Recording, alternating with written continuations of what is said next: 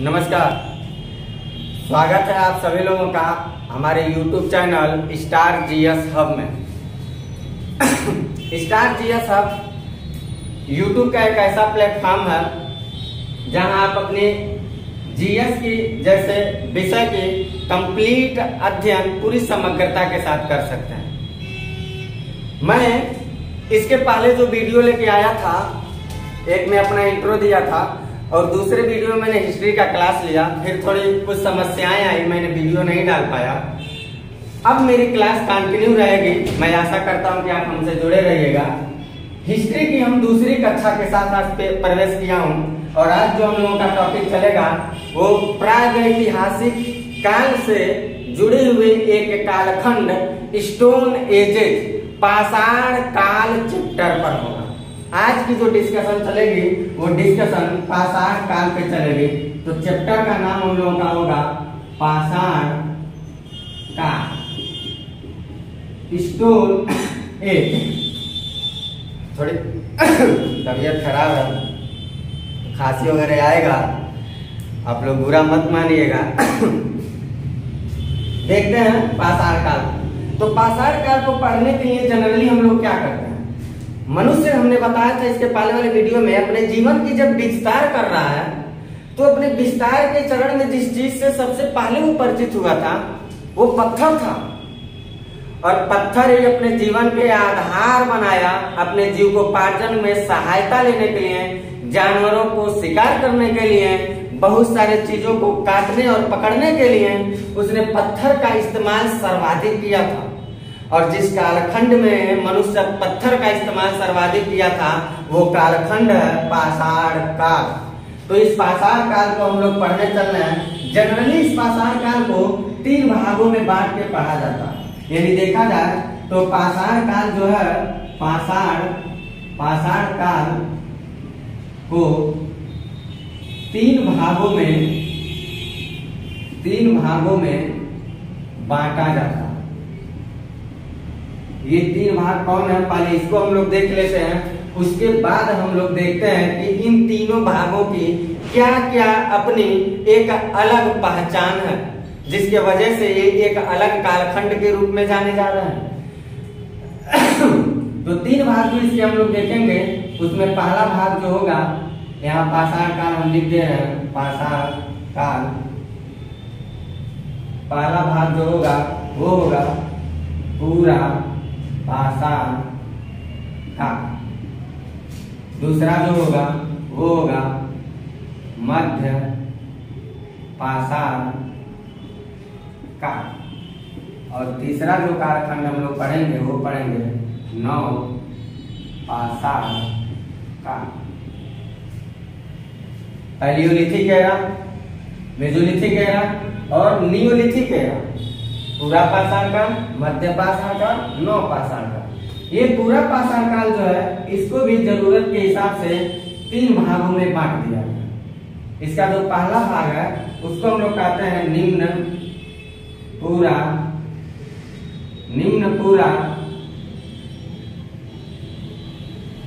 पाषाण काल। दूसरा जो है वो है मध्य पूरा पाषाण काल।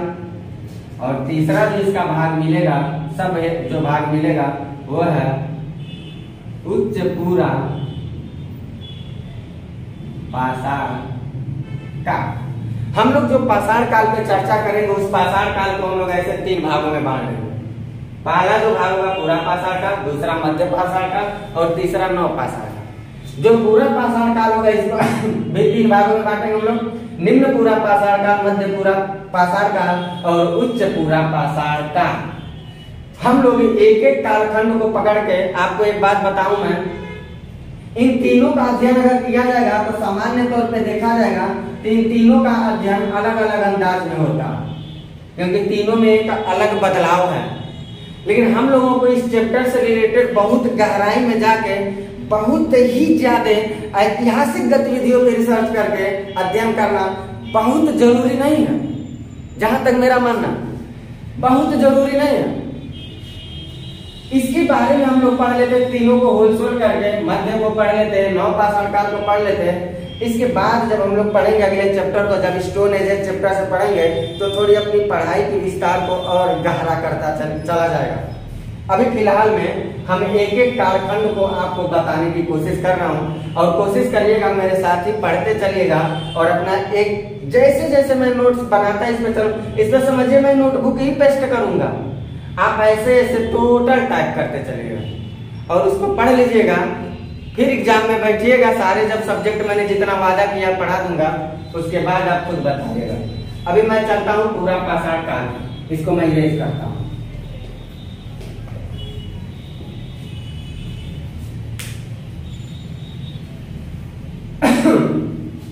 आइए पूरा पाषाण काल को हम लोग देखते हैं, यानी कि पहला जो हम लोग फेज पढ़ेंगे वो पहला फेज हम लोग का है पूरा पाषाण काल। तो देखिए हम लोगों को पढ़ना कैसे है, समझना कैसे है और नोटबुक कैसे बनाना है। इसमें पहला फेज जो हम लोगों का है, सबसे पहले हम लोग जानेंगे कि इस पूरा पाषाण काल का समय काल क्या है, टाइम पीरियड क्या है। तो सबसे पहले हम लोग जानेंगे इसका समय काल। तो पूरा पाषाण काल के, या कह सकते हैं पूरा होलसेल कह सकते हैं पाषाण काल के। पाषाण काल के बारे में तमाम सारे इतिहासकारों के अंदर मतभेद है। कोई इतिहासकार इसके समय पीरियड को 10 लाख से मानता है, कोई 6 लाख से मानता है, बहुत ज्यादा मतभेद दिखाई देता। तो आप लोगों से मेरा ये कहना होगा कि इसके डेट को लेकर के अपने दिमाग में बहुत सारी भ्रांतियां पैदा मत करिएगा, क्योंकि ये सारे आर्कियोलॉजिकल प्रूफ के अकॉर्डिंग डेटों का निर्धारण किया गया। बहुत ज्यादा शाश्वत और सत्य नहीं हो सकती है बातें, काल्पनिक रूपों में है। 3 बातों को लेकर के एक मुद्दा बना लेना, पढ़ाई को कमजोर कर देना, सिर्फ कमजोरी हो सकती है। समय काल को हम लोग देखते हैं, इसके समय काल का जो निर्धारण किया गया है वो ये किया गया है, ऐसा माना गया है कि प्रारंभ से लेकर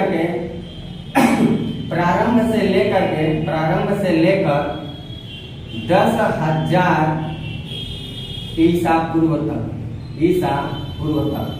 अब ये प्रारंभ जो शब्द लिखा है, इस प्रारंभ शब्द में क्या है, तो प्रारंभ शब्द को ही कुछ इतिहासकार 6 लाख ईसा पूर्व मानते हैं, कुछ 8 लाख मानते हैं, कुछ 10 लाख ईसा पूर्व मानते हैं। लेकिन हम लोगों को कुछ तथाकथित जो किताबें हैं उनको छोड़कर जो एक मानक किताब है उनको ध्यान रखा जाएगा, और 6 लाख ईसा पूर्व से लेकर 10,000 ईसा पूर्व तक इस पूरा पाषाण काल के समय काल को जाना जाएगा। पूरा पाषाण काल के जो बारे में बताने वाले व्यक्ति थे वो कौन थे? समय काल तो मैंने देखा, तो अब हम देखते हैं जो इसके बारे में हमें बता रहे हैं, ये भाषा में कह सकते हैं कि खोजकर्ता के रूप में कौन थे। पूरा पाषाण काल के बारे में सबसे पहले बताने वाले जो व्यक्ति थे वो भारतीय प्रागैतिहास के जनक के रूप में भी जाने जाते हैं, और उनका नाम था रॉबर्ट ब्रूस हुड। सर्वप्रथम रॉबर्ट ब्रूस हुड महोदय जी जो थे, यानी कि रॉबर्ट, खोजकर्ता कौन थे? Robert Bruce hood. और ये कब करके बता रहे हैं? 1863 ईस्वी में हम लोगों को इसके बारे में ये अवगत करा रहे हैं, 1863 ईस्वी में। और ये रॉबर्ट ब्रूस हुड महोदय जी जो थे, ये कहाँ पे खुदाई किए थे, किस स्थान पे खुदाई किए थे? तो जो ये खुदाई कर रहे हैं रॉबर्ट ब्रूस हुड महोदय जी जो खुदाई कर रहे हैं वो जगह था मद्रास का पल्लवरम नामक स्थान। मद्रास के पल्लवरम नामक स्थान से रॉबर्ट ब्रूस हुड महोदय जी ने 1863 में सर्वप्रथम पूरा पाषाण काल के बारे में उन्होंने हमें बताया, इतिहास को बताया। इस मद्रास के पल्लवरम नामक स्थान पर उन्होंने किन चीज को पाया था, कौन सी चीज थी जिस चीज पर उन्होंने अध्ययन शुरू किया था? तो चीज था जो, यानी कि जो खुदाई से प्राप्त सामग्री थी, यानी खुदाई से प्राप्त सामग्री क्या थी? खुदाई से प्राप्त सामग्री। तो खुदाई से प्राप्त सामग्री जो था वो खुदाई से प्राप्त सामग्री में हस्त कुठार था। इस हस्त कुठार पे उन्होंने अध्ययन किया था। हस्त कुठार को उन्होंने सर्वप्रथम मद्रास के पलवरम में अध्ययन शुरू किया था खुदाई के बाद। अब हम लोग देखते हैं जो रॉबर्ट ब्रूसवुड महोदय जी जो हैं हमें पूरा पाषाण काल के बारे में जानकारी उपलब्ध करवा रहे हैं। इन्हीं के इस उपलब्धि के कारण इनको हम भारतीय प्रागैतिहास के पिता कह लीजिए या भारतीय प्रागैतिहास के जनक कह लीजिए। भारतीय प्रागैतिहास के जनक के रूप में अगर कोई व्यक्ति जाने जाते हैं, भारतीय प्रागैतिहास के जनक, तो भारतीय प्रागैतिहास के जनक जो थे वो कौन थे? रॉबर्ट ब्रूसवुड। इन्हें भारतीय प्रागैतिहास का जनक कहा जाता है। इस पूरा पाषाण काल के बारे में जो खुदाई हुई है, खुदाई के बाद आगे चल के बहुत सारे अध्ययन हुए। इन समस्त अध्ययन के बाद इस कालखंड के बारे में क्या बताया जा रहा है? ऐसा माना जाता है, इतिहासकारों के अनुसार ऐसा माना जाता है कि जो मनुष्य था वो मनुष्य अपने जीवन का सबसे लंबा जो समय गुजारा है वो सबसे लंबा समय इसी कालखंड में गुजारा है। यानी कि एक बात हमें और नोट करना है कि मानव अपने जीवन का सर्वाधिक समय इसी चरण में व्यतीत किया या इसी कालखंड में व्यतीत किया, इसी चरण में व्यतीत किया। ये बात याद करना है। इसके अलावा जो जलवायु था, उस समय की जो जलवायु थी, जलवायु को अगर देखा जाए तो सबसे ज्यादा हिमयुग जिस कालखंड में मिले हैं पाषाण काल के चैप्टर में, वो सबसे ज्यादा देखा जाता है पूरा पाषाण काल में सबसे ज्यादा हिमयुगीन जलवायु देखी गई। यानी सर्वाधिक हिमयुग इसी चरण में दिखते हैं, इसी चरण में दिखते हैं। सबसे ज्यादा हिमयुग जो था वो इसी चरण में दिखाई देता। जो मनुष्य था इस समय का, वो मनुष्य अपने जीविकोपार्जन के लिए बहुत सारे उपकरणों का प्रयोग किया था। जिन उपकरणों का सहायता लेकर वो जीवों को मारता था, किसी चीज को काटता था, किसी चीज को खरोचता था, उन उपकरणों का प्रयोग वो पत्थर से किया था। तो इस समय के मानव के उपकरण क्या थे, जरा उसको हम लोग देखते हैं। तो जो उपकरण था इस समय का उपकरण, वो उपकरण में हम लोगों को देखना है चॉपिंग था, चॉपर चॉपिंग था, हैंड एक्स, क्लीवर था, या कह सकते हैं विदारिणी। ये उस समय के हथियार थे। ये हथियार क्या थे, जरा इन हथियारों के बारे में समझते हैं हम लोग। तो इसको आप लोग ऐसे नोट करते चलिएगा और मैं इसको इरेज कर रहा हूं और इन हथियारों के बारे में बताता हूं। या यहाँ मैं इरेज करके बता देता थोड़ा आपको।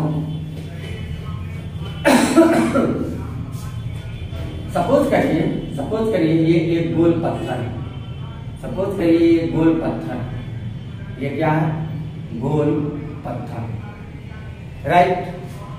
इस गोल पत्थर को हमने क्या किया? एक तरफ से हमने काट दिया और दूसरी तरफ ऐसे रहने दिया। एक तरफ हमने इसको काट दिया और दूसरी तरफ ऐसे रहने दिया। जब काट दिया धारदार हो गया। तो इस तरह के बने आकृति को हम लोग उस समय के लोग कहते थे चापा। और जब इसी पत्थर में गोला पत्थर में जब दोनों तरफ से सपोज करिए दोनों तरफ से जब काट दिए जाते थे, दोनों तरफ से ऐसे काट दिए जाते थे, दोनों तरफ धारदार हो जाता था, तो इसको बोला जाता था चॉपिंग। तो चॉपिंग क्या था? ये संभवतः अनुमान के आधार पर कह सकते हैं कि ये खरोचने के काम में उस समय लोगों को शायद उपयोग में आता था। चॉपिंग, एक गोल पत्थर, उसको एक तरफ से काटा, चॉपर बना, और दोनों तरफ से काटा, धारदार बना दिया, चॉपिंग कहा जाता था। हैंड एक्स जो है, ये कुल्हाड़ी था, क्लीवर जो था वो विदारणी था। तो ये जो चीजें थे, छेदने, खरोचने, काटने, ऐसे अपने दिनचर्या में यूज करने वाले हथियारों का जितने सारे उपकरण थे, उन उपकरणों का प्रयोग मनुष्य पत्थरों पत्थरों का प्रयोग करके करता था। पूरा पाषाण काल के बारे में हमको इतनी बातें जानना है। इसके अलावा इसमें एक चीज और जानना हमें, इस समय का जो मानव था ना, वो मानव अग्नि से परिचित था, अग्नि से परिचित था, किंतु प्रयोग नहीं किया था, या कह सकते हैं आविष्कार नहीं किया था, किंतु आविष्कार नहीं किया था। इसका क्या मतलब है? इसका मतलब यह है कि इस समय का जो मानव था, वो मानव आग जानता था आग क्या है, लेकिन आग कैसे बनेगा ये नहीं जानता था। वो आग को कैसे पैदा किया जाएगा ये जानकारी इसको नहीं था, लेकिन आग क्या है ये चीज वो जानता था। कैसे जानता था? पत्थर हुए, पत्थरों को लड़ाया, पेड़ की टहनियां हुई, दो टहनियां आपस में लड़ी। तो फिजिक्स के चैप्टर में हम लोग पढ़ते हैं फ्रिक्शन, घर्षण जब होता है, दो चीजें जब आपस में टकरा रही है, घर्षण के दोनों के बीच एक फोर्स काम कर रहा है, फ्रिक्शन जो हम लोग पढ़ते हैं, जो घर्षण बल काम कर रहा है, उस घर्षण बल से हाई एनर्जी पैदा होती है, लो प्रेशर करता है। एनर्जी जब हाई होती है तो वही एनर्जी क्या करती है, वही एनर्जी धीरे धीरे हाई एनर्जी में कन्वर्ट होके आग लगने की संभावना उत्पन्न कर देती है। तो मनुष्य पेड़ों से के टहनियां लड़ने से, या कह लीजिए पत्थरों को पीट के लड़ा के उत्पन्न हुए आगों को जानता था ये आग है, लेकिन वो आग कैसे पैदा होगा ये खुद अभी उत्पन्न करने के लायक वो नहीं था। तो एक भाषा में हम कह सकते हैं अग्नि से परिचित था, किंतु आविष्कार नहीं किया था। ये आविष्कार करने वाला जो मानव था वो अभी आगे आएगा, नवपाषाण काल। एक फेज मैंने आपको बता दिया पूरा पाषाण काल। अब हम दूसरे फेज पे चलते हैं, मध्य पाषाण काल को बताएंगे। हम लोग दूसरा फेज हम पढ़ेंगे, मध्य पाषाण काल।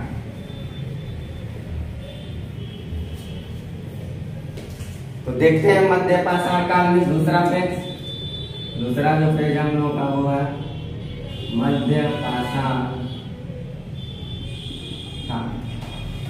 इस मध्य पाषाण काल में हम लोगों को सबसे पहली बात क्या जानना है कि इसके खुदाई का इसके समय काल क्या था, इसका समय काल क्या निर्धारण था। समय काल, पूरा पाषाण काल के समय काल के बारे में हमने जान गया। अब मध्य पाषाण काल के समय काल के बारे में हम लोग जानते हैं। मध्य पाषाण काल का समय काल क्या था? तो माना जाता है 9000 ईसा पूर्व से लेकर के 9000 ईसा पूर्व से लेकर के 4000 ईसा पूर्व तक ये इसका समय काल था। 9000 ईसा पूर्व से लेकर के 4000 ईसा पूर्व तक। इसके बारे में जानकारी देने वाले कौन थे, यानी कह सकते हैं खोजकर्ता के रूप में जानकारी देने वाला शख्स कौन थे? तो महोदय जी जो थे वो सीएल कार्लाइल महोदय जी, सीएल कार्लाइल। और ये कब जानकारी उपलब्ध करवा रहे हैं मध्य पाषाण काल के बारे में? 1857। जो पूरा पाषाण काल था और जो नव पाषाण काल था, इन दोनों कालखंडों के बीच का जो संक्रमणकालीन कालखंड था वही मध्य पाषाण काल था। जो संक्रमणकालीन कालखंड था वही मध्य पाषाण काल था। और इसके बारे में बताने का काम कौन कर रहा है? C L 1857। किस जगह से कर रहे हैं, किस जगह से ये कर रहे हैं, इसके बारे में बताने का काम हम लोगों को। तो जो स्थान था बता रहे हैं, जहां से जो स्थान है वो है एमपी का विंध्य क्षेत्र।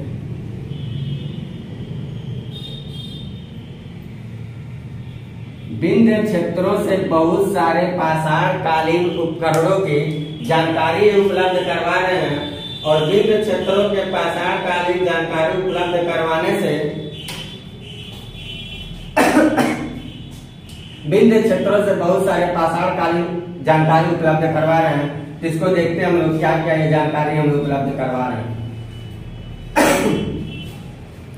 मनुष्य जो था ना, मानव के अस्थिपंजर का जो सबसे पहला साक्ष्य मिलता है, सबसे प्राचीन साक्ष्य मिलता है, वो मानव अस्थिपंजर का सबसे प्राचीन साक्ष्य इसी कालखंड में मिलता है।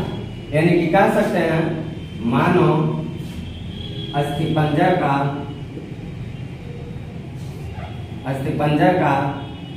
प्राचीनतम साक्ष्य इसी कालखंड से मिलता है। ये अस्थिपंजर क्या था? अस्थिपंजर जो बायोलॉजी में हम लोग स्केलेटन सिस्टम पढ़ते हैं, सपोज करिए वही स्केलेटन सिस्टम है। कंकाल तंत्र, मनुष्य का जो शरीर है, उसके मनुष्य के शरीर से जो मसल्स हैं, उस मसल्स को हटा दीजिए, जितने बोन्स बचेंगे, जो हड्डियां अस्थियां बच रही हैं, उन अस्थियों का खाका ये अस्थिपंजर है। यानी कि मानव के अस्थियों का खाका, जो अस्थिपंजर का साक्ष्य प्राचीनतम मिल रहा है, वो इसी कालखंड में मिल रहा है। इसके अलावा इस मध्य पाषाण काल में जो सबसे जरूरी हम लोगों को बात जानना, वो एक लाजवाब बातें ये हैं जो इस समय के समाज के बारे में हमें बताते हैं। और वो लाजवाब बातें ये हैं, वो है भित्ति चित्रकला। इस समय का जो मानव था, उसका सामाजिक जीवन क्या था, उसकी राजनीतिक जीवन क्या थे, उसकी आर्थिक जीवन क्या थे, उसकी सांस्कृतिक गतिविधियां क्या थे, उसकी धार्मिक गतिविधियां क्या थी, इन समस्त बातों को बताने का काम वो कैसे कर रहा है? अपने भित्ति चित्रकला के माध्यम से कर रहा है। वो दीवालों पे सूर्य का फिगर बनाया है, दीवालों पे चंद्रमा का फिगर बनाया है, दीवालों पे स्वास्तिक का चिन्ह बनाया है। इसके अलावा देखा जाएगा तो दीवालों में बहुत सारे अपने जीवन के रहन सहन, खान पान, पहनाव, वेशभूषा से जुड़ी हुई तमाम सारी चीजों को बनाया है, जो ये बात बताने के लिए, बिल्कुल ये बात बताने के लिए है कि इस समय के मानव का सामाजिक जीवन कैसा रहा होगा, आर्थिक जीवन कैसा रहा होगा, राजनैतिक जीवन कैसा रहा होगा।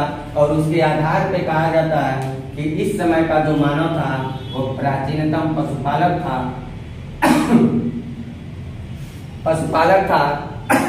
पशुपालक के रूप में जाना जाता है, शिकारी जीवन के रूप में जाना जाता है। इस समय के मानव को शिकारी जीवन व्यतीत करता था। स्वास्तिक का चिन्ह मिला है जो धर्म से रिलेटेड बातों को बताता है। स्वास्तिक का चिन्ह मिला है। इसके अलावा देखा जाएगा तो सूर्य हुआ, चंद्रमा, ऐसे इत्यादि चीजों का वो दीवालों पे फिगर बना कर अपने सामाजिक, आर्थिक इत्यादि गतिविधियों के बारे में बताता है। साथ ही साथ इस समय के जो मानव थे, इनके बारे में और आसानी से जानकारी उपलब्ध कराने का जो काम करता है, वो बहुत सारे खुदाई से प्राप्त स्थल हमें जानकारी देते हैं। तो इस मध्य पाषाण काल में हम लोगों को एक चीज जानना बहुत जरूरी है, जो पीसीएस तक के एग्जाम में बहुत ज्यादा बार पूछा। आप खुद पेपर उठा के देखिएगा, स्टोन एजेस से इस मध्य पाषाण काल के स्थलों के बारे में कितना ज्यादा सवाल उठाया एग्जाम में। जो मध्य पाषाण काल था, इस मध्य पाषाण कालीन स्थलों के बारे में ज्यादा चर्चा करते हैं। मध्य पाषाण कालीन प्रमुख स्थल एवं संबंधित वर्तमान राज्य और प्रमुख साक्ष्य, ये तीन बातें इसमें हम लोग जोड़ के पढ़ते चलेंगे कि मध्य पाषाण काल का महत्वपूर्ण स्थल कौन था, किस राज्य में था, और वो हमें मध्य पाषाण काल के बारे में क्या बताना चाहता है। उस समय के लोगों का जीवन शैली क्या था, रहन सहन क्या था, खान पान पहनाव क्या था, धार्मिक जीवन क्या था, इसके बारे में चर्चा करें। तो पहला स्थल हम लोग देखते हैं, पहला स्थल बागौर। ये बागौर जो है ये राजस्थान में, ये याद रखना हम लोगों को, ये यादों में भी कई बार पूछ चुका है, डायरेक्ट दे देगा कि मध्य पाषाण कालीन बागौर वर्तमान भारत के किस राज्य में, हमें जवाब देना होगा राजस्थान में। राजस्थान में ये बागौर है और यहाँ से मिलता क्या है, मिला है प्राचीनतम पशुपालन का साक्ष्य, पशुपालन का साक्ष्य। पहला चीज ये था। दूसरा स्थल हम लोगों को क्या देखना है? दूसरा स्थल देखना है आदमगढ़। आदमगढ़, यहाँ यूपी का आजमगढ़ में नहीं लिखा, आदमगढ़ है। आदम ये एमपी में है। और यहाँ से क्या मिला? यहाँ से भी पशुपालन के प्राचीनतम साक्ष्य हम लोगों को उपलब्ध होते हैं। इसके अलावा अभी बहुत सारे स्थल है जिस पे हम चर्चा कर रहे हैं और इन चीजों को मैं मिटाने की कोशिश कर रहा हूँ, इसको मैं मिटा रहा हूँ।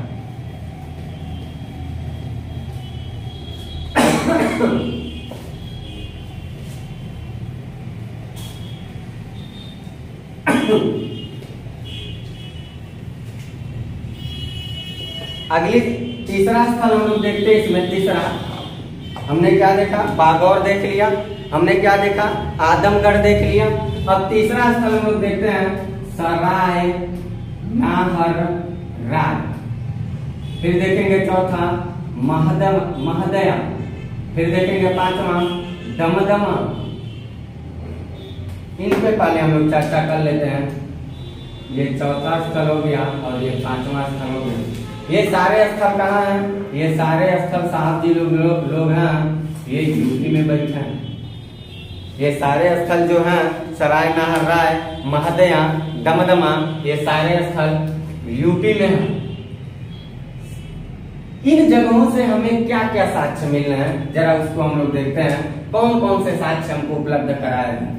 तो सराय नाहरराय जो है मध्य पाषाणकालीन स्थल, यहाँ से आवासीय गर्त का साक्ष्य मिलता है। आवासीय गर्त का साक्ष्य मिलता है। इसके अलावा युद्ध का साक्ष्य मिलता है, युद्ध का साक्ष्य मिलता है। और साथ ही साथ गुफाएं हैं, उन गुफाओं के दीवारों पे युद्ध जैसे चीजों का अंकन किया गया, यानी कि ये बताया गया है कि युद्ध जैसी गतिविधियां इस समय हुई थी। ये सराय नाहरराय, यूपी के सराय नाहरराय से ऐसा पता चलता। इसके अलावा जो महदया है, यहाँ से मिला है हड्डी का आभूषण, हड्डी का आभूषण मिला। साथ ही साथ इस महदया से सिंह, सिंह जो शेर वाला नहीं है, जानवरों के सर पे जो रहता है, सिंह निर्मित उपकरण मिले, बहुत सारे उपकरण मिले। महदया से ऐसे उपकरण मिले। और महदया से भी आवासीय गर्त का साक्ष्य मिलता है। जो आवासीय गर्त है, आवासीय गर्त जो है, ये महदया भी आवासीय गर्त का साक्ष्य उपलब्ध करवाता है। साथ ही साथ हम लोग इसमें जो तीसरा अगला पांचवा जो स्थल देखेंगे मध्य पाषाण काल का, दमदमा, जो यूपी में, यूपी के प्रतापगढ़ जिला के आसपास है दमदमा। इस दमदमा से क्या मिल रहा? तो दमदमा जो स्थल है, यहाँ से हम लोगों के कृत्रिम आवास के प्रमाण मिल रहे हैं। कृत्रिम, अभी गुफा में मिल रहा था, गुफा में मिल रहा, आवास गर्त में मिल रहा, गर्त आवास साक्ष्य मिल रहा। अब कृत्रिम, जैसे हम लोग स्मार्ट मानव बन के ऐसे घूम रहे हैं, घरों में रह रहे हैं, ऐसा कुछ साक्ष्य मिल रहा है। कृत्रिम आवास का साक्ष्य मिल रहा है। एक दमदमा से मिल रहा है कृत्रिम आवास का साक्ष्य। साथ ही साथ कृत्रिम आवास के साथ ही साथ गर्त आवास के भी साक्ष्य हमें दमदमा से मिलते हैं। गर्त आवास, गर्त आवास के अलावा दमदमा से हमें पत्थर की हथौड़ी, जो एग्जाम में पूछा जा चुका है, पत्थर की जो हथौड़ी है, ये पत्थर की हथौड़ी हम लोगों को दमदमा से मिलता है। साथ ही साथ सिलवट्टा जो होता है ना, सिलवट्टा, इस सिलवट्टा का जो साक्ष्य मिलता है, ये सिलवट्टा का साक्ष्य ये प्रतापगढ़ दमदमा से, मध्य पाषाणकालीन स्थल दमदमा से प्राप्त होता है। इसके अलावा अभी बहुत सारे मध्य पाषाणकालीन स्थल हैं जो हमें मध्य पाषाण काल के बारे में बताते हैं, जिनको हम लोग देखते चलते हैं। ऐसे एक है बीरभानपुर, बीरभानपुर, ये बीरभानपुर का है। ये बीरभानपुर जो है ये पश्चिम बंगाल में, पश्चिम बंगाल के बीरभानपुर से क्या चीज हमें मिला है?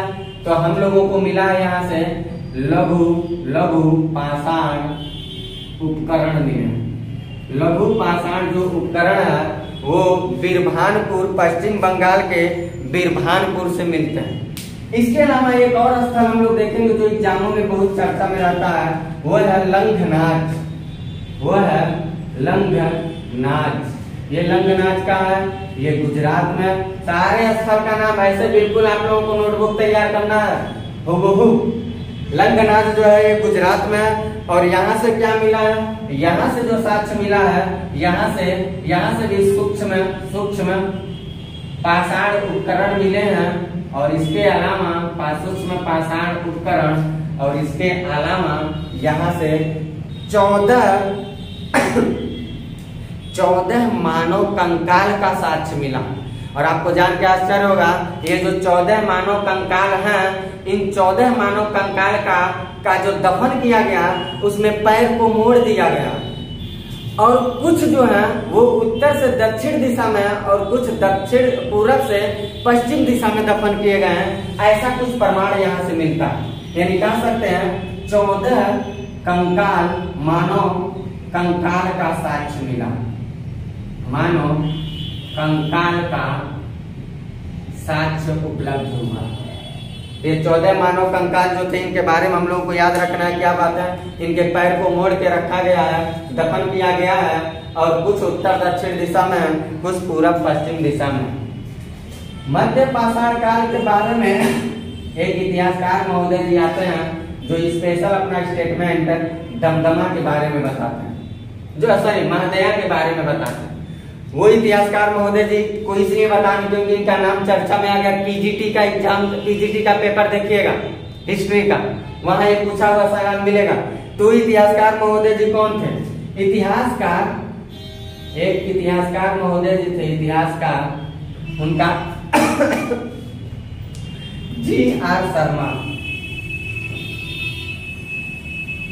ये इतिहासकार जी.आर. शर्मा क्या कह रहे हैं? इतिहासकार जी.आर. शर्मा के अनुसार महदया जो क्षेत्र था, उस महदया क्षेत्र को 3 भागों में बांट दिया गया। वो 3 भाग कौन कौन से हैं?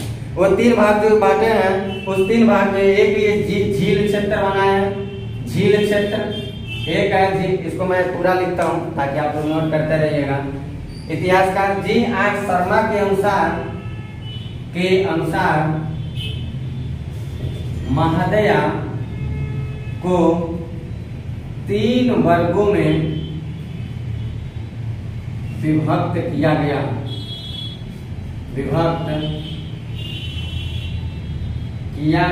है। वो 3 भाग कौन कौन से थे?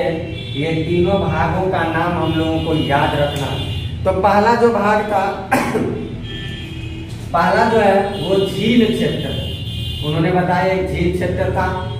एक बताए कब्रिस्तान क्षेत्र था, कब्रिस्तान क्षेत्र।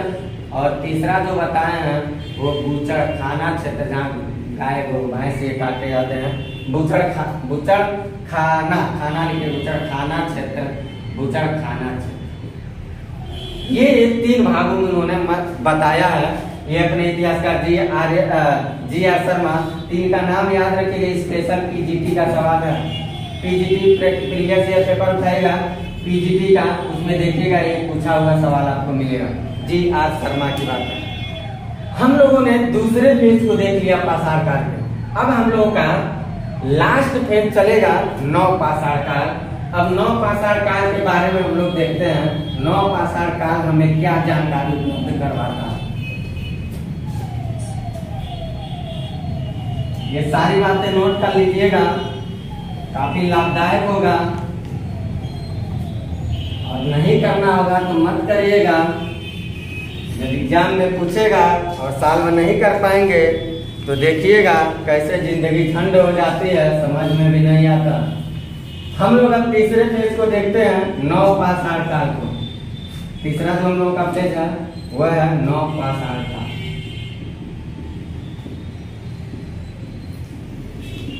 नव पाषाण काल जैसे जैसे हम लोग उन कालखंडों को पढ़े हैं, वैसे वैसे इस कालखंड को भी पढ़ेंगे। तो इसका समय काल देख लेते हैं हम लोग। बिल्कुल वैसे, बिल्कुल पढ़ाई को आसान नजरिए से पढ़े। जीएस बहुत इंटरेस्टेड लगेगा आपको। और कोशिश करिए, पढ़िए तो रट्टा मत मारिए। चीजों को पढ़िए, मनन करिए और उसको लिखने की बार बार कोशिश करिए, अपने आप सही हो जाएगा। इसका कालखंड हम लोग देखते हैं तो माना जाता है 7000 ईसा पूर्व से लेकर के 7000 ईसा पूर्व से लेकर के 1000 ईसा पूर्व, नवपाषाण काल का जो चरण माना जाता है 7000 ईसा पूर्व से लेके 1000 ईसा पूर्व था। इसकी खुदाई करता कौन थे, या कह सकते इसके खोज करता कौन थे या खुदाई करता। सब में हम लोग जिस ट्रेडिशन से पढ़ते चले हैं बिल्कुल उसी ट्रेडिशन से हम लोग इसको भी पढ़ते चलेंगे। तो इसके बारे में जो बताने वाले महोदय जी जो है वह है ली मैसूरियर महोदय जी। ये महोदय जी जो हैं ली मैसूरियर महोदय जी जो हैं ये हम लोगों को 1860 ईस्वी में नवपाषाण काल के बारे में जानकारी उपलब्ध करवा रहे हैं 1860 ईस्वी में। और ये खुदाई कहाँ की है पहली बार, सब लोगों का खुदाई स्थल देखे तो इनका भी देख लेते हैं स्थान जहाँ ये खुदाई किए हैं। तो ये यूपी के टोस नदी घाटी में किए हैं, यूपी के टोस नदी घाटी क्षेत्र में की है खुदाई। यूपी के टोस नदी घाटी क्षेत्र में इन्होंने खुदाई किया ली मैसूरियर महोदय जी ने, जो जिसका समय काल हम लोग 7000 से 1000 ईसा पूर्व तक मानते हैं। ये कालखंड थोड़ा इंटरेस्टेड है और इन्वेंशन वाला है, आविष्कारिक चीजें, यहाँ बहुत सारी चीजों का आविष्कार होगा, बहुत सारी चीजों का यहाँ साक्ष्य भी मिलेगा। तो साक्ष्य किन किन चीजों को मिलता है थोड़ा उस पर हम लोग देखते हैं। जो चावल का प्राचीनतम साक्ष्य मिलता है ना इस कालखंड में पाषाण काल से जुड़ा, चावल का प्राचीनतम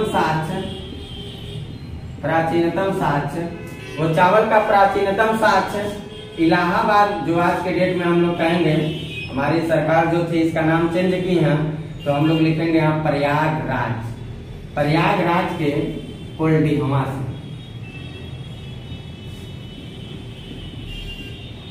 चावल का प्राचीनतम साक्ष्य मिला। अब इसमें सारी बातें हम लोगों को जज करने वाले हैं, सब एक दूसरे से मिलते चलेंगे। इस समय का मानव कैसा था, एक बात मैं आपको बता रहा हूँ। जो पूरा पाषाण काल था उस समय का मानव आखेटक था, आखेटक घुमक्कड़ उसका कोई घर और नहीं है, ना कोई ठिकाना है, ना कोई अपना निजी खेती बाड़ी है, जहां मिला कंदमूली खाया जिंदगी बिता रहे, ऐसे झंड फकीरों की तरह जिंदगी काट रहा है। उसका अपना कुछ नहीं है, न स्थायी घर है, न खेत है, न कहीं रहना है, न नियम से कुछ करना है। ऐसे घूम रहा है बावलों की तरह, जो मिल गया खा लिया, जहाँ मिल गया सो गया, जहां मन वहां चला गया। ये मानव था पूरा पाषाण काल। लेकिन इस समय का मानव ऐसा नहीं था। इस समय का जो मानव था, इस समय का मानव खाद्य पदार्थों का उत्पादन करता हो गया। इस समय का जो मानव था वो खाद्य पदार्थों का उत्पादन करता एवं उपभोक्ता हो गया। मेरे दिमाग से एक चीज उतर गया जो नहीं बताया, मैं आपको यहाँ रिकॉल कर दे रहा हूँ, जरा जज कर लीजिएगा और नोटबुक में मेंशन कर लीजिएगा। जो पूरा पाषाण काल था उस पूरा पाषाण काल का मानव जो था वो आखेटक था। आखेटक का मतलब कह सकते एक तरह से शिकारी था। इसका अपना कुछ नहीं था, इसका अपना ओरिजिनल घर नहीं है, ना ही इसके पास कोई अपना खेती है, और ना ही ये कहीं बीज डाल रहा है, ना ही फसल उगा रहा है। और जब बीज नहीं डालेगा फसल नहीं उगाएगा तो क्या खाएगा वो? इसलिए वो ऐसे कंदमूल जहां मिल रहा है ऐसे घूम रहा है बावलों की तरह, जो मिला वो खा गया, जीवन को ऐसे गुजार रहा है। लेकिन इस समय का मानव ऐसा नहीं था। इस समय का जो मानव था वो खाद्य पदार्थ जो होते हैं उनको उत्पादन करने लगा, और जब उत्पादन करेगा तो उसको उपभोग भी करना शुरू कर दिया। अब एक चीज देखिए, एक बात बताइए, अगर मनुष्य खाद्य पदार्थ का उत्पादन कर रहा है तो खाद्य पदार्थ का उत्पादन करने से पहले वो क्या किया होगा? वो एक जगह कहीं आराम से स्थायीपूर्ण घर बना के रहा होगा। जब घर बना के वो रहेगा तो उसको ऐसा महसूस होगा कि मैं यहाँ स्थायी रूप से जब रह रहा हूँ, हमें कुछ चीजों को अगल बगल ऐसा करना चाहिए जो हमारे जीविकोपार्जन के उपयोग में आए। तो स्थायी रूप से मनुष्य कहीं रहेगा तो उसके अगल बगल के क्षेत्र में क्या करेगा? खेत बना लेगा, वहां क्या करेगा? फसल को उगाएगा, जब फसल उगा देगा तो फसल को काटेगा तो फसल को लेके आएगा ना, तो फसल को लाने में समय लगेगा, बल लगेगा, तो ऐसा व्यवस्था करेगा कि मैं फसल को आसानी से और कम समय में लेके आऊं। तो कोई गाड़ी घोड़ा बनाएगा, इसलिए पहिए का भी आविष्कार इसीलिए इसी काल में हुआ। जब वो फसल को काट लिया, घर लेके चला या खनियाल में फसल को कटाई बुनाई सब कंप्लीट कर दिया, तो उस फसल को के रूप को धान गेहूं बाजरा जो कुछ भी उगाया है उसको पकाएगा ना, पकाएगा तभी तो खाएगा। तो पकाने के लिए उसको आग की जरूरत पड़ेगी, पकाने के लिए उसको मृद भांडों की जरूरत पड़ेगी, बर्तनों की जरूरत पड़ेगी।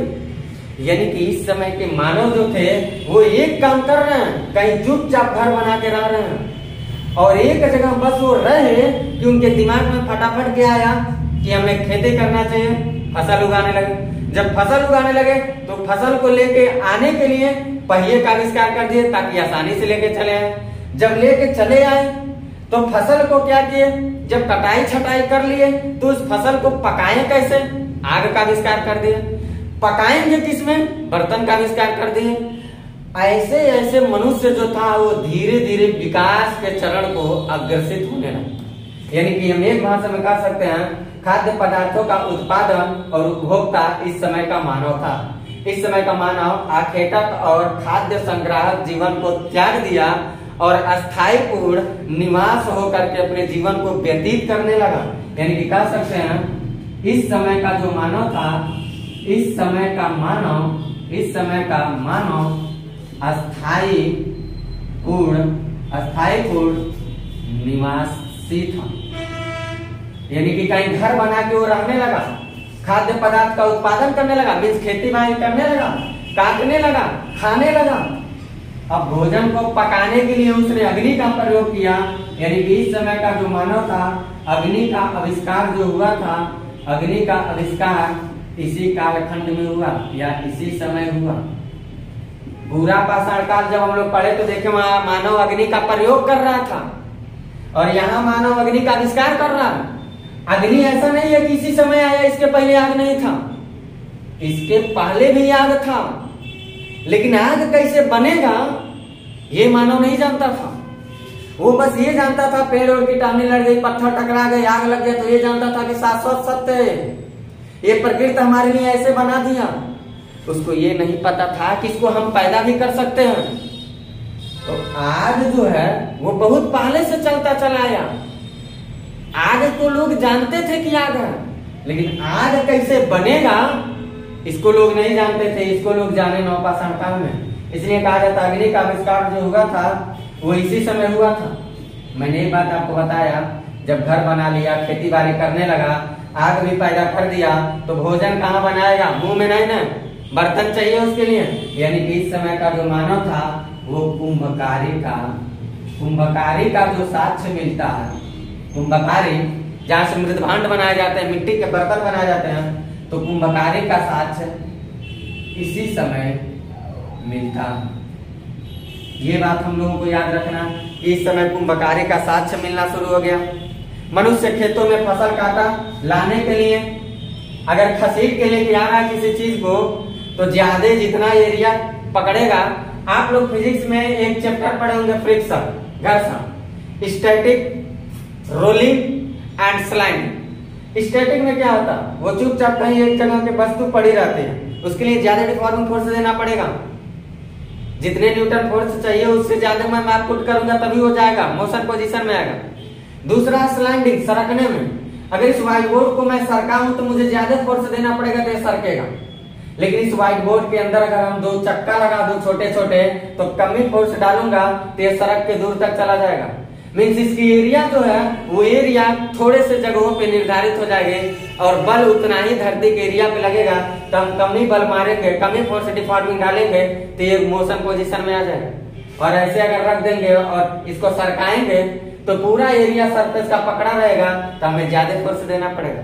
इसलिए मनुष्य इस समय का खींच के सामानों को लाने में ज्यादा उसको फोर्स लगता था, तो उसने ऐसा सोचा कि हम ऐसा क्या करें कि हम कमे फोर्स लगाएं, कमे बल लगाएं और हम अपने काम को और आसानी से कर लें और जल्दी कर लें और सुगमता से कर लें। उसके लिए वो क्या कर रहे हैं साहब जी, पहिया का आविष्कार कर दिए। पहिए का आविष्कार जो हुआ है, पहिए का आविष्कार इसी काल में हुआ है, इसी काल में हुआ है, ये बात हम लोगों को याद रखना है। और पहिए का आविष्कार, अग्नि का प्रयोग, खाद्य पदार्थ उत्पादन उपभोक्ता हो गया, कुंभकारी करने लगा, ऐसे तमाम साक्ष्य थे जो नवपाषाण काल में क्रांति लाने का जिम्मेदार हो गया। यानी नवपाषाण काल की जो क्रांति थी ना, इसलिए कहा जाता नवपाषाण काल में, नवपाषाण काल में क्या हुआ, क्रांति आ गया। क्रांति का एक मतलब होता है, क्रांति मतलब ये मत समझिएगा मार काट हो गया, गोली बारूद मार दिया, गर्दन काट दिया, ऐसा कुछ नहीं होता। क्रांति का साधारण सा मतलब होता है परिवर्तन। परिवर्तन को क्रांति कहा जाता है, यानी कि बहुत सारे ये परिवर्तन आ गए, इसीलिए कहा जाता है नवपाषाण काल में क्रांति आ गई। नवपाषाण कालीन एक स्थल जान लेते हैं हम लोग, चिराग। ये चिराग जो है बिहार में है, बिहार में है चिराग। इस चिराग से बहुत प्रचुर मात्रा में हिरण की हड्डी मिला है, तो ये बात पूछा हुआ, इसको याद रखिएगा, हिरण की हड्डी मिली है, हिरण की हड्डी। अब हम लोग क्या करते हैं, पाषाण काल को हम लोगों ने कंप्लीटली पढ़ लिया। हमने पूरा पाषाण काल बता दिया, मध्य पाषाण काल बता दिया, नवपाषाण काल बताया। अब हम बताए थे आपको जितना चैप्टर पढ़ाएंगे उन चैप्टरों से रिलेटेड 2-2, 4-4 कुछ तथ्यात्मक पहलुओं पे भी चर्चा करेंगे। तो हम लोग 2-3 तथ्यात्मक पहलुओं पे चर्चा कर लेंगे। तो अब हम लोगों का जो हेडिंग रहेगा वो होगा महत्वपूर्ण तथ्य। 2-3 बातें इसमें बस पढ़ना हम लोगों को। महत्वपूर्ण तथ्य, क्या महत्वपूर्ण तथ्य हम लोगों के लिए है, इसके पहले वाले वीडियो में मेरे जाइएगा, वहां मैं मानव का उद्भव और विकास बताया। तो मानव का जो उद्भव किया वैश्विक स्तर पे, वैश्विक स्तर पे जो मैं बताया हूँ, वैश्विक स्तर पे मानव का उद्भव जो विकास हो रहा है वो अफ्रीका के जंगल से, अफ्रीका के जंगल, ऐसा मैंने बताया। तो आपसे एग्जामिनर अगर ये पूछे भारत के संदर्भ में, भारत के संदर्भ में मानव का प्रारंभिक साक्ष्य कहां से मिलता है, तो आपका जवाब क्या होगा। यानी कि हम एक शब्द में कह सकते हैं कि भारत में मानव का सर्वप्रथम साक्ष्य जो मिला है, भारत में मानव का सर्वप्रथम साक्ष्य जो मिला है वो कहां से मिला है, तो नर्मदा नदी घाटी से। पीसीएस तक सवाल उठाया है, हल्के में मत लीजिएगा इसको, नर्मदा नदी घाटी क्षेत्र से। यहीं से माना जाता है कि भारत में मानव का जो विस्तार हुआ है वो यहीं से हुआ है। जहां वहां हम लोग ने पढ़ा था ऑस्ट्रेलोपिथेकस, रमापिथेकस करके। तो भारत में जो मानव का सर्वप्रथम साक्ष्य मिला वो कहां से मिला है, तो नर्मदा नदी घाटी। दूसरी बात हमको ये जानना है पाषाण काल चैप्टर से रिलेटेड कि मानव जो था अपने जीवन काल में सबसे पहले जब खेती करना शुरू किया होगा तो कौन से अनाज को सबसे पहले पैदा किया होगा, ये भी सवाल पूछता है। तो मानव द्वारा प्रयुक्त सर्वप्रथम अनाज क्या था, तो आप लोगों को याद रखना है जौ था। जौ को याद रखना है। मानव अपने जीवन में जब खेती करना शुरू कर रहा है तो ये साहब सबसे पहले जिस चीज का पैदावार कर रहे हैं वो जौ था। ये बात हम लोगों को याद रखना है। खेती जब कर रहा है, जौ का जब साक्ष्य मिल रहा है, जौ जब सबसे पहले हम लोगों को प्राप्त हो रहा है कि मनुष्य जौ की खेती किया होगा, तो खेती कर रहा है इसका मतलब वो किसानी जीवन व्यतीत करता था। तो उसे कृषि का साक्ष्य कहां से मिला, ये भी एग्जामिनर बार बार पूछता है। यानी कि भारतीय उपमहाद्वीप में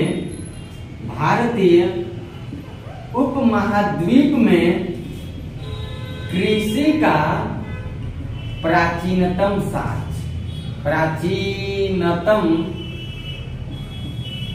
साक्ष्य, तो यहां हम लोगों को विवाद मिलेगा। विवाद मिलेगा। हम लोग देखते हैं विवाद क्या है ये कृषि के बारे में। तो पहले क्या था और वर्तमान में क्या? पहले क्या था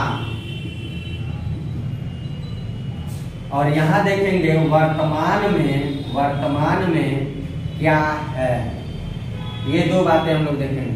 तो पहले जो था कृषि का प्राचीनतम साक्ष्य देने वाला जगह वो मेहरगढ़ था। मेहरगढ़ से माना जाता है कृषि का सबसे प्राचीनतम साक्ष्य मिला।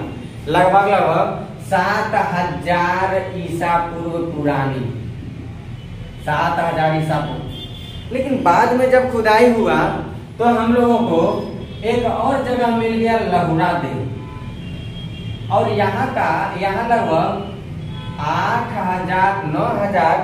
से 9000 यानी कह सकते हैं इसको 8000 से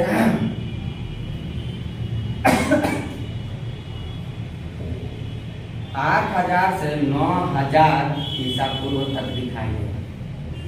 तो पहले की अवधारणा के हिसाब से हम लोग भारत उपमहाद्वीप में कृषि का प्राचीनतम साक्ष्य मेहरगढ़ मानते थे। लेकिन अब अगर मारेंगे तो एग्जामिनर आपके सवाल को गलत कर देगा। वर्तमान में अगर आपको मारना है तो लहुरा देव को मारिएगा। लहुरा देव प्राचीनतम साक्ष्य देने वाला, सबसे प्राचीनतम साक्ष्य देने वाला स्थल है। मैं आपको कंप्लीट पूरी गुणवत्ता के साथ आपके एग्जाम को ध्यान में रख बहुत ज्यादा कथा कहानी प्रवचन इधर उधर की बातें हवाबाजी ना करते हुए आपके मुद्दों से परिचित कराते हुए आपका पाषाण काल कंप्लीट करते हैं। अगले चैप्टर जब हम अगली क्लास में मिलेंगे तो आपसे सिंधु घाटी सभ्यता के साथ मिलेंगे। तब तक के लिए हम आपसे लेते हैं इजाजत। और आपको क्या करना होगा, हमारे चैनल से जुड़ना होगा।